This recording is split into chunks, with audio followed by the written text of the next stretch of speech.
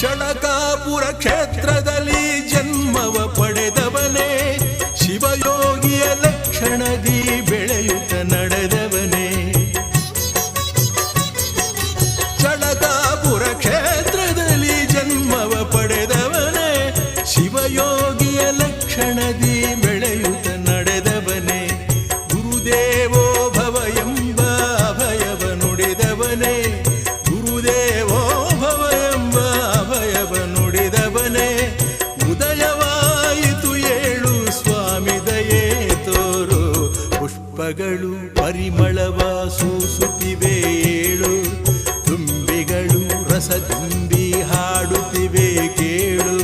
ಸದ್ಗುರುವೆ ಎಲ್ಲಿರುವೆ ಗುರು ಸಿದ್ಧರು